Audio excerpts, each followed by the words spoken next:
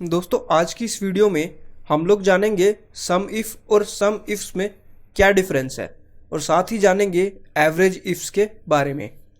जैसा कि आप अपनी स्क्रीन पर देख पा रहे हो, यहाँ पर जो आपको डेटा दिखाई दे रहा है यह मेरी एक्सेल सीरीज के पार्ट 7 में भी आपने देखा है, जिसमें मैंने बताया था कि हम लोग सम इफ़ का यूज़ कैसे कर सकते हैं। इसी तरीके से आज मैं सम इफ़ की जगह सम इफ्स आपको बताने वाला हूँ कि ये सिर्फ सम इफ के आगे एक एस लगा देने से फॉर्मूला कैसे चेंज हो जाता है या फिर फंक्शन कैसे चेंज हो जाता है।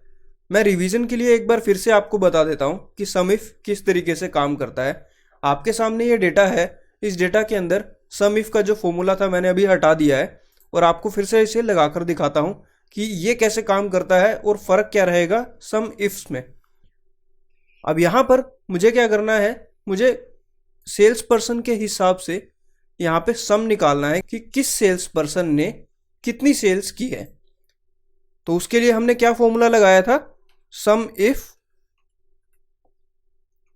Bracket start. हमें सबसे पहले क्या दिया था, रेंज दी थी, तो मैं यहाँ पर भी रेंज सिलेक्ट कर लेता हूँ कि मेरे जो सेल्स पर्सन है वो यहाँ पर हैं। इसके बाद हमने यहाँ पर क्राइटेरिया दिया था।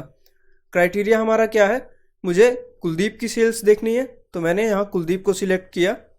ये मेरा क्राइटेरिया है जो मुझे सर्च करना है, कोमा फिर क्या है सम रेंज, यानी कि मुझे किस रेंज में से सम ढूंढना है वो यहाँ पर मुझे डालना है। तो मुझे यहाँ टोटल सेल्स में से देखना है, मैंने इसे सिलेक्ट कर लिया। सिलेक्ट करने के बाद जब मैंने ब्रैकेट बंद की तो मेरे पास सम आ गया सेल्स पर्सन वाइज। इसी तरीके से मैंने इसे नीचे की तरफ ड्रैग डाउन कर दिया तो मेरे जितने भी सेल्स पर्सन है सबकी सेल्स यहाँ पर आ चुकी है। आप देख सकते हो दोनों की दोनों बिल्कुल मैच कर रही हैं जो मैंने यहाँ पर ऑलरेडी लिखा हुआ था। अब सम इफ्स क्या है, इसी के लिए मैंने यही डेटा अपने अगली शीट के ऊपर कॉपी किया हुआ है। ये वो डेटा है, यहाँ पर मुझे सम इफ्स का यूज़ करना है। सम इफ्स और सम इफ में क्या फ़र्क है गाइस, कि जैसे अभी मैंने आपके सामने सम इफ लगाया, सम इफ के अंदर क्या होता है कि सिर्फ एक क्राइटेरिया हम लोग देते हैं। मैंने यहाँ पे सिर्फ एक क्राइटेरिया दिया कि इस डेटा के अंदर से मुझे सेल्स पर्सन के हिसाब से सम निकाल के दे दो। लेकिन सम इफ्स में क्या है कि हम इसे एक से ज़्यादा क्राइटेरिया दे सकते हैं। जैसे कि मैंने यहाँ पर क्या किया था पिछली बार, सिर्फ सेल्स पर्सन के हिसाब से यहाँ पे सेल निकाल दी थी। अब मैं क्या करता हूँ कि मुझे सेल्स पर्सन के हिसाब से ही टोटल चाहिए, लेकिन सिर्फ सिरप की सेल का चाहिए। अब यहाँ पर मैंने दो क्राइटेरिया दे दिए कि सेल्स पर्सन के हिसाब से भी चाहिए और आइटम के हिसाब से भी चाहिए। तो यहाँ पर हमारा काम आएगा सम इफ्स का फॉर्मूला। इक्वल प्रेस करेंगे, सम इफ की जगह अब हम लगाएंगे सम इफ्स। टैब प्रेस करता हूँ। अब यहाँ पर देखिए ये जो पहले है हमसे सम रेंज पूछ रहा है, वहाँ पर सम रेंज हमसे लास्ट में पूछता था, यहाँ पहले पूछ रहा है। तो सम रेंज मुझे किस में से चाहिए, टोटल सेल्स में से ही चाहिए। तो मैंने सम रेंज अपना सिलेक्ट कर लिया, कोमा प्रेस कर देता हूं। क्राइटेरिया रेंज 1 जो आप क्राइटेरिया देने वाले हैं उसकी रेंज यहां पर सिलेक्ट करनी है। तो मैं सिलेक्ट कर लेता हूं क्योंकि मेरा पहला क्राइटेरिया क्या है, सेल्स पर्सन, मैंने सिलेक्ट कर लिया। अब ये पूछ रहा है कि आपका क्राइटेरिया क्या रहने वाला है। तो क्राइटेरिया मेरा क्या रहेगा, मेरा रहेगा कि मुझे सेल्स चेक करनी है सेल्स पर्सन की। मैंने यहाँ पे अपना सेल्स पर्सन जो है नाम सिलेक्ट कर लिया है, कोमा प्रेस करेंगे। अब ये पूछ रहा है क्राइटेरिया रेंज 2। अब मेरा जो सेकंड क्राइटेरिया क्या है, पहला क्राइटेरिया तो ये था कि सेल्स पर्सन की सेल निकालनी है, सेकंड क्राइटेरिया है कि मुझे सिर्फ की ही सेल निकालनी है, राइट। तो मैं यहाँ पे सिलेक्ट करता हूँ क्राइटेरिया रेंज 2, मैंने यहाँ पर सिलेक्ट कर लिया है, कोमा प्रेस करेंगे। अब ये पूछ रहा है आपका क्राइटेरिया 2 क्या है। अब यहाँ पर देखने वाली चीज़ ये है कि यहाँ पर तो देखिए मैंने नाम लिखे हुए थे, मैंने यहाँ पे सभी के नेम लिखे हुए थे और उनको मैंने यहाँ पर सिलेक्ट कर लिया। अब यहाँ पर मैंने कहीं पे सिर्फ लिखा हुआ ही नहीं है, तो अब मैं उसे सिलेक्ट कैसे करूँगा। अगर इसमें से करूँगा फिर मैं जब ड्रैग डाउन करूँगा तो वो तो चेंज हो जाएगा। तो फिर क्या कर सकते हैं, या तो जैसा कि मैंने आपको मिक्स्ड रेफरेंस और एब्सोल्यूट रेफरेंस बताया था, हम वो यहाँ पे यूज़ कर सकते हैं, या फिर हम यहाँ पे सीधा सीधा अपना जो टेक्स्ट है उसे टाइप भी कर सकते हैं, लेकिन वो सीधे से यहाँ पर हमें सिरप नहीं लिखना है। हम क्या करेंगे, यहाँ पे हमें डबल इन्वर्टेड कोमास यहाँ पे एंटर करेंगे, अपना जो टेक्स्ट है इसके अंदर लिखेंगे। मैंने यहाँ सिरप टाइप किया, फिर अपने इन कोमास को क्लोज कर दूंगा। अब यहाँ पे मेरा जो है सेकंड क्राइटेरिया भी ऐड हो गया है।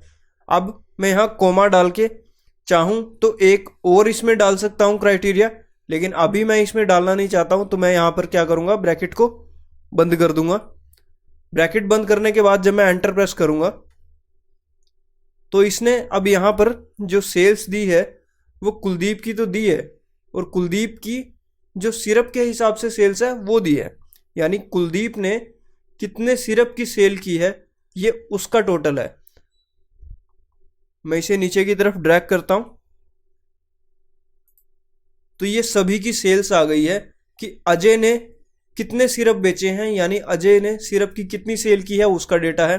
मोनिंदर ने कितने सिरप की सेल की है ये उसका डेटा है। हम लोग इसे मैच करके देखते हैं, आइए कि हमारा रिजल्ट सही है या नहीं है। तो सबसे पहले मैं कुलदीप का ही डेटा लेता हूँ। यहाँ पे मेरे ऑलरेडी फिल्टर लगे हुए हैं, तो मैं यहाँ पे कुलदीप को सिलेक्ट कर लेता हूँ। कुलदीप सिलेक्ट हो गया है।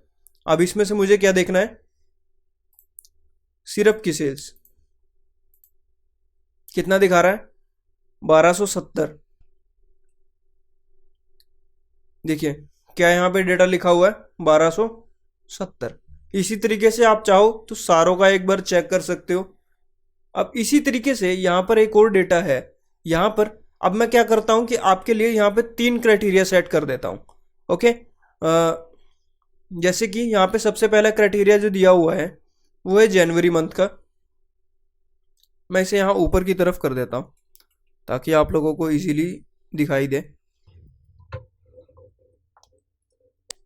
अब इसके अंदर मैं एक अलग से क्राइटेरिया लगाता हूँ कि मुझे जनवरी, फरवरी, मार्च इस तरीके से पर मंथ सेल चाहिए। किसकी चाहिए, राहुल की सेल चाहिए और सिरप के हिसाब से चाहिए, यानी मैं इसमें सिरप भी जोड़ देता हूं। लीजिए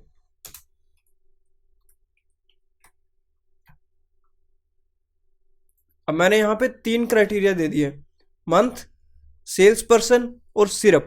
तीनों क्राइटेरिया यहां पे जोड़ के मुझे सेल्स चाहिए। तो मैं क्या करूंगा, इक्वल SUMIFS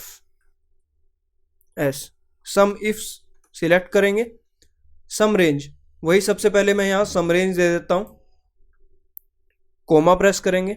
रेंज 1 हमारी क्या रहेगी, हमारा मंथ्स वाला कॉलम, इसे मैंने सिलेक्ट कर लिया, कोमा।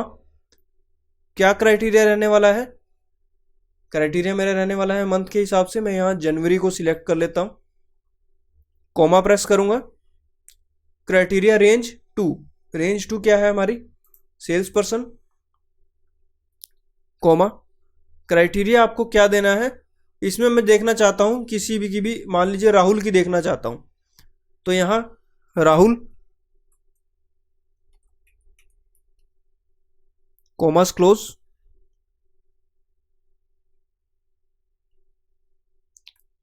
कॉमा प्रेस करूंगा।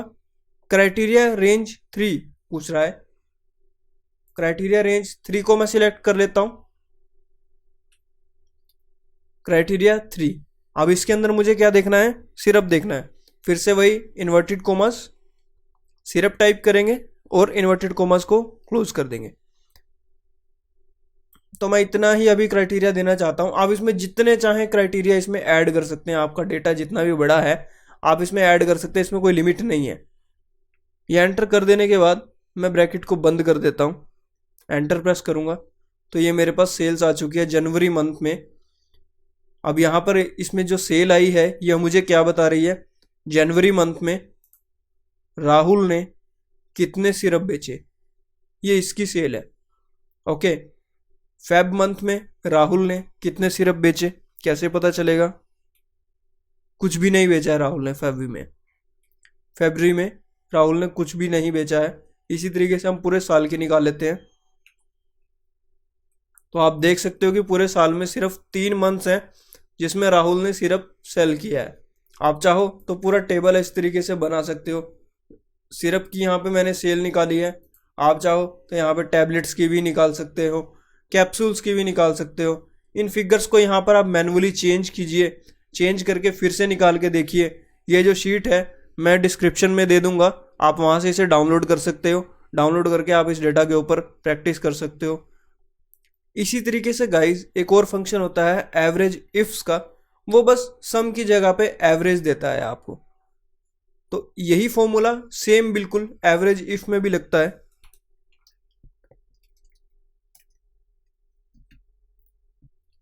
इसके अंदर क्या रहेगा कि सिर्फ और सिर्फ जो है फॉर्मूला सेम ही रहेगा, सिर्फ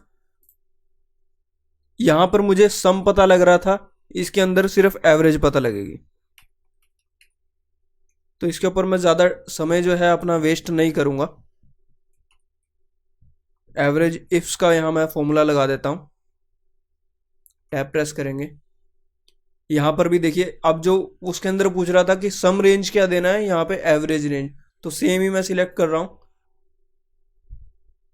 कॉमा प्रेस करेंगे, क्राइटेरिया 1 की रेंज देंगे, कॉमा प्रेस करेंगे, क्राइटेरिया सिलेक्ट करेंगे, जनवरी मैंने सिलेक्ट कर लिया, कॉमा प्रेस करेंगे,